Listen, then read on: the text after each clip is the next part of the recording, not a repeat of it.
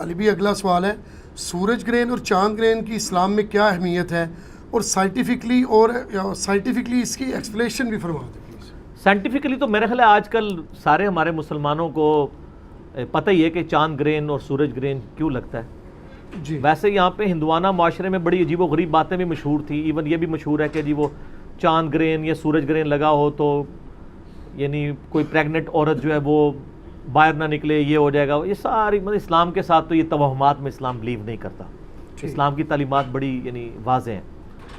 باقی سائنٹیفکلی تو آپ کو یہ پتہ ہی ہے کہ جب یعنی اپنی جو آربٹس میں اورینٹیشن کے دوران جب کبھی بھی چاند جو ہے وہ سورج اور زمین کے درمیان آ جاتا ہے دن کے وقت بھی، تو ظاہر ہے کہ سورج پیچھے چھپ جاتا ہے، اس کی وجہ سے اچانک کافی بڑے لیول کا اندھیرا ہو جاتا ہے، اس کو ہم سورج کو کہتے ہیں گرہن لگنا۔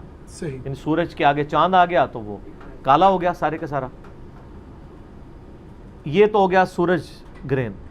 اور چاند گرہن یہ ہوتا ہے کہ چاند اور سورج کے درمیان جب ایگزیکٹ زمین آ جاتی ہے تو آپ کو پتہ ہے چاند جو ہے وہ سورج کی روشنی کی وجہ سے روشن ہے انڈائریکٹلی، جی تو جب چاند اور سورج کے درمیان زمین آ جاتی ہے تو پھر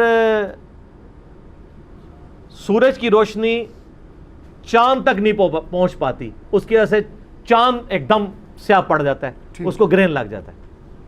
تو یہ ہے سائنٹیفیکل ریزن، صحیح، سائنٹیفکلی یعنی ہم اس کو جو بیان کرتے ہیں۔ باقی اسلام کے اندر اس کی اہمیت اس اعتبار سے ہے، اسلام اسے اللہ کی نشانیوں میں سے ایک نشانی لیتا ہے، جس طرح باقی قدرت کی بڑی نشانی ہے، آندھی کا آنا، ہواؤں کا چلنا، انڈے میں سے چوزے کا نکلنا، پرندوں کا ہواؤں میں اڑنا، مچھلیوں کا پانیوں میں تیرنا، زمین سے ایک بے قدر بیج سے اتنا بڑا درخت نکلنا، پھولوں کا اگنا، یہ جتنی اللہ کی قدرت کی نشانی ہے ان میں سے ایک یہ نشانی ہے۔ بخاری اور مسلم دونوں میں ایک حدیث موجود ہے، مشکات میں آپ کو پہلی جلد میں خسوف کا ایک چیپٹر ملے گا، خسوف کی نماز، خا سین واو فا، خسوف کی نماز وہ ہے جو سورج اور چاند گرہن کے وقت پڑھی جاتی ہے۔ اردو میں ویسے اس کو انہوں نے ٹرانسلیٹ کر لیا ہے کہ جی سورج گرہن کے لیے کسوف ہے اور اس کے لیے خسوف ہی لفظ ویسے استعمال ہوتا ہے عربی میں، جو مشکات کے اندر آپ کو یہ سارا مل جائے گا چیپٹر۔ تو بخاری اور مسلم دونوں میں حدیث موجود ہے کہ جب کبھی بھی سورج گرہن یا چاند گرہن لگتا تو نبی علیہ السلام خسوف کی نماز ادا فرمایا کرتے تھے۔ اور سیدہ عائشہ کہتی ہیں کہ وہ نماز ایسی ہوتی تھی کہ جب تک گرہن ختم نہیں ہوتا تھا آپ صلی اللہ علیہ وآلہ وسلم مسلسل نماز میں مشغول رہتے تھے۔ اور یہ بھی ملتا ہے بخاری اور مسلم میں کہ اونچی آواز سے بھی کبھی آپ سے قرات کرنا ثابت ہے اور آہستہ آواز سے بھی ثابت ہے، دونوں طریقے سنت ہے۔ اور اس میں قیام سورۃ البقرہ پوری پڑھی اور اتنا ہی لمبا رکوع کیا، اور رکوع کے بعد پھر قیام میں واپس آئے، پھر پہلے قیام سے تھوڑا چھوٹا قیام کیا اور پھر دوبارہ رکوع کیا، یعنی ایک رکعت میں 2 قیام اور 2 رکوع، پھر دوسری رکعت میں بھی 2 قیام اور 2 رکوع کیے، حتیٰ کہ جب گرہن ختم ہو جاتا تو آپ علیہ السلام سلام پھیر دیتے۔ اور صحیح مسلم میں آتا ہے کہ جس دن سورج گرہن نبی علیہ السلام کے مبارک زمانے میں لگا نا، بائی چانس اس دن نبی علیہ السلام کے بیٹے ابراہیم کی وفات ہوئی تھی، تو صحابہ نے کہنا شروع کر دیا یہ گرہن اس لیے لگا ہے کہ ابراہیم کی وفات ہوئی ہے، کیونکہ صحابہ کرام کو علم غیب تو کوئی نہیں تھا اور بیچاروں کو سائنس کا علم بھی اتنا نہیں تھا، اس زمانے میں سائنس اتنی نہیں تھی۔ یہ میں اس لیے ساتھ بتا رہا ہوں کہ آپ جن بابوں کو کہتے ہیں کہ جی ہمارے بابے جو ہیں وہ صحابی کی جوتی کی خاک کے برابر بھی نہیں ہے، تو وہ صحابہ کا یہ سٹیٹس تھا، تو اب علم غیب کا جو آپ نے جھوٹا کی تھا بابوں کے ساتھ منسوب کیا، اس کی تو کوئی قوت ہی باقی نہیں رہتی ہے، ختم ہی ہو جاتی ہے۔ تو نبی علیہ السلام نے پھر صحابہ کرام سے کہا کہ اس لیے گرہن نہیں لگتا، یہ تو اللہ کی نشانیوں میں سے ایک نشانی ہے، کسی بندے کے مرنے کے اوپر گرہن نہیں لگتا۔ بہرحال جب یہ اللہ کی نشانی آئے تو تم نماز میں مشغول ہو جاؤ، صدقہ اور خیرات کرو۔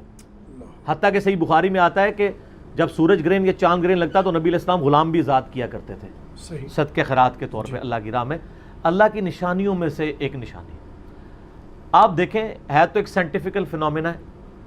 چلیں اس فینومینا کے بارے میں تو آپ کہہ سکتے ہیں کہ نبی علیہ السلام کے زمانے میں سائنس ایوالو نہیں تھی تو لوگ ڈر جاتے ہوں گے، اس لیے وہ نماز پڑھتے ہوں گے۔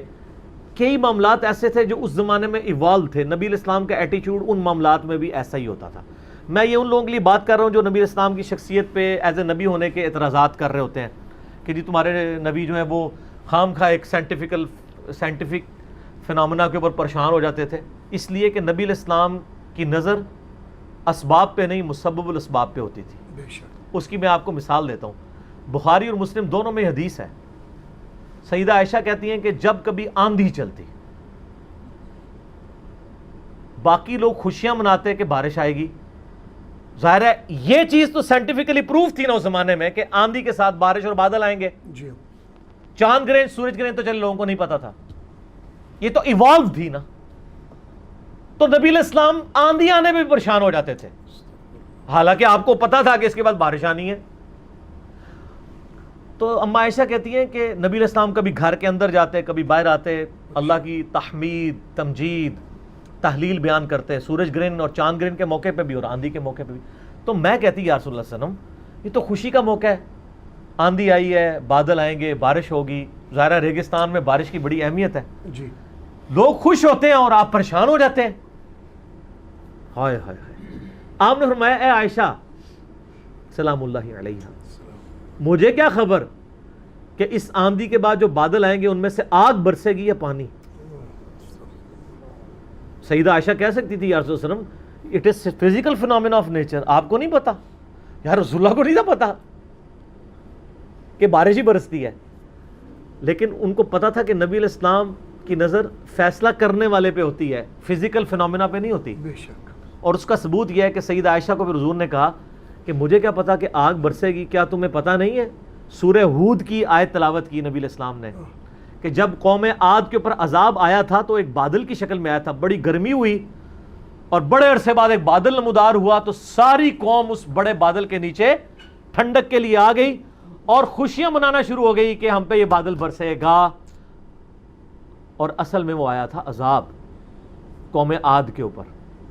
حضرت ہود علیہ السلام نے ان کو پہلے ہی کہہ دیا تھا کہ تم پہ عذاب آئے گا. وہ تو ایکسپیکٹ نہیں کر رہے تھے، انہوں نے تو یہی دیکھا تھا کہ بارش ہی برستی ہے بادل سے. جب وہ ساری قوم بادل کے نیچے جمع ہوئی، اللہ کی طرف سے آگ برسی، سارے بھسم ہو گئے. تو نبی علیہ السلام نے فرمایا مجھے کیا پتا کہ یہ جو بادل آئے ہیں اس میں میری قوم کے اوپر آگ نازل ہو جائے. تو یہ نبی علیہ السلام کا اللہ تعالیٰ کے بارے میں یقین کا ایک اعلیٰ ترین لیول ہے.